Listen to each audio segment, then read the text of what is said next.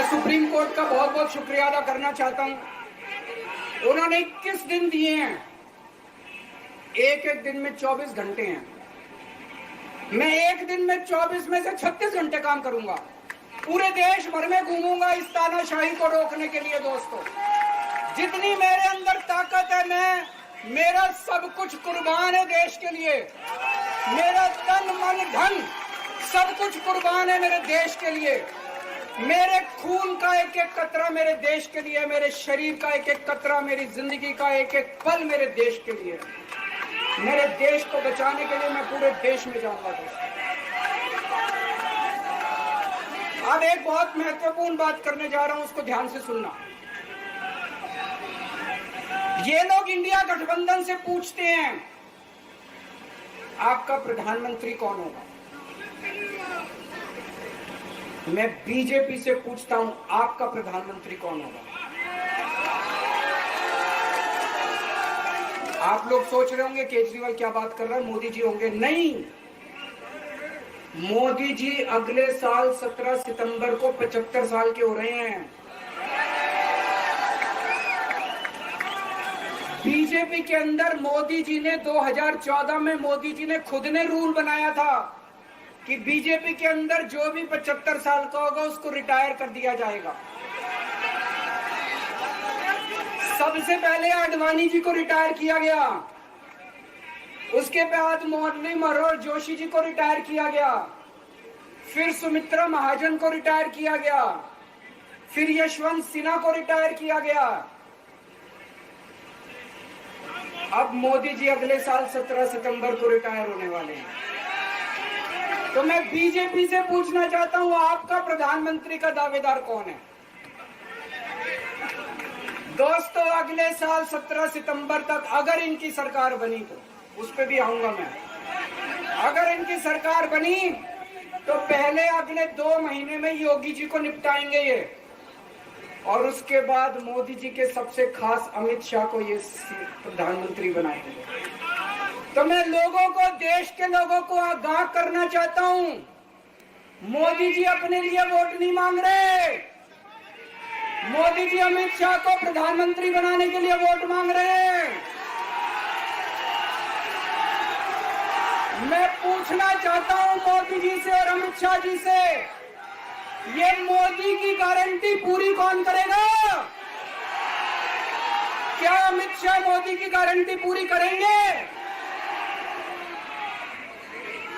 जब आप अगर जो वैसे तो मेरे को लगता है मैं भी आऊंगा उसके ऊपर, मुझे नहीं लगता इनकी सरकार बन रही है, लेकिन जो बीजेपी को वोट देने जाएं वो ये सोच के जाना कि आप मोदी जी के नाम पे वोट नहीं दे रहे, आप अमित शाह के नाम पे वोट दे रहे।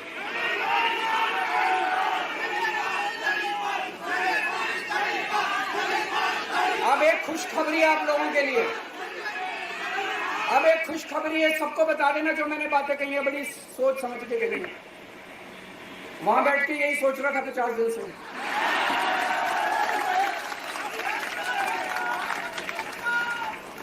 दोस्तों, पूरे देश के मेरे को बाहर निकले हुए 20 घंटे हो गए। इन 20 घंटों के अंदर भी मैंने रात भर में जनता से बात कर रहा था, लोगों से फोन कर रहा था।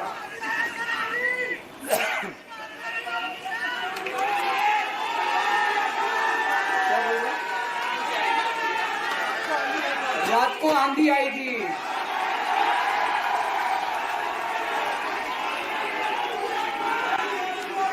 पिछले 20 घंटे में मैंने जो बातचीत करी है, कई बड़े बड़े एक्सपर्ट से बात की, चुनाव विश्लेषकों से बात की, सेफोलॉजिस्ट से बात की, जनता से बात की, फोन पे लोगों से। मेरा अपना आकलन है कि 4 जून के बाद इनकी सरकार नहीं बन रही, मोदी सरकार नहीं। दोस्तों, अगर मैं गलत हूं तो मेरे को बताना। हरियाणा में इनकी सीट कम हो रही है, राजस्थान में कम हो रही है, कर्नाटक में कम हो रही है, दिल्ली में कम हो रही है, बिहार में कम हो रही है, महाराष्ट्र में कम हो रही है, कर्नाटक में कम हो रही है, बंगाल में कम हो रही है, झारखंड में कम हो रही है। बढ़ कहां रही है? यूपी में कम हो रही है। बढ़ पा रही है, बढ़ एक भी जगह इनकी सीटें नहीं बढ़ रही हैं। मेरा अपना मानना है, और सट्टा बाजार में भी वो जो चल रहा है, इनकी 220 से 230 के बीच में सीट आ रही है, उससे ज्यादा सीट नहीं आ रही। मोदी सरकार नहीं बन रही है, केंद्र में इंडिया गठबंधन की सरकार बन रही है। आम आदमी पार्टी उस सरकार का हिस्सा होगी। दिल्ली को पूर्ण राज्य दिलाएंगे। दिल्ली का एलजी लोगों का एलजी होगा, दिल्ली का एलजी दिल्ली वालों का एलजी होगा। गुजरात से आया हुआ अभी, दिल्ली के लोगों का एलजी होगा, दिल्ली के लोगों का विकास होगा। एक और पॉइंट है, जब मैं जेल के अंदर था तो कुछ लोगों ने यह मुद्दा उठाया, केजरीवाल सीएम पद से इस्तीफा क्यों नहीं देता। दोस्तों, केजरीवाल को कभी किसी पद का लालच नहीं हुआ। मैं आप मंत्री, मुख्यमंत्री, प्रधानमंत्री ये सब बनने नहीं आया। इनकम टैक्स में कमिश्नर की नौकरी करता था। कमिश्नर की नौकरी छोड़ के दिल्ली की झुग्गियों के अंदर 1 नहीं, 2 नहीं, 3 नहीं, 10 साल तक मैंने दिल्ली की झुग्गियों के अंदर काम किया है, सुंदर नगरी और नंदनगर की झुग्गियों के अंदर, इनकम टैक्स कमिश्नर की नौकरी छोड़ के। जब मेरे को दिल्ली की जनता ने पहली बार सीएम बनाया, असूलों के ऊपर 49 दिन के अंदर सीएम पद से इस्तीफा दे दिया था। एक चपरासी की नौकरी कोई नहीं छोड़ता। सीएम बनने के लिए लोग अपना दायां हाथ कटाने के लिए तैयार होते हैं। मैंने खुद से अपने आप सीएम की कुर्सी को लात मार दी थी 49 दिन के अंदर। मेरे लिए सीएम पद इंपॉर्टेंट नहीं है। आज मैंने सीएम पद से इस्तीफा क्यों नहीं दिया जेल जाने के बाद? दोस्तों, पिछले 75 साल में भारतवर्ष में इतने राज्यों के चुनाव हुए, इतने राज्यों के चुनाव हुए, दिल्ली के अंदर सबसे ऐतिहासिक बहुमत से आम आदमी पार्टी जीती। 55-56% वोट, एक बार 67 सीट, एक बार 62 सीट। इतने भारी बहुमत से आज तक कोई राज्य की सरकार 75 साल में नहीं जीती। इतने भारी बहुमत से जीतने के बावजूद झूठा केस, अब उनको पता है वो हमें हरा नहीं सकते दिल्ली के अंदर। उन्हें पता अगले 20 साल तक दिल्ली में आम आदमी पार्टी को कोई नहीं हरा सकता। तो उन्होंने एक षड्यंत्र रचा, राजनीतिक षड्यंत्र रचा।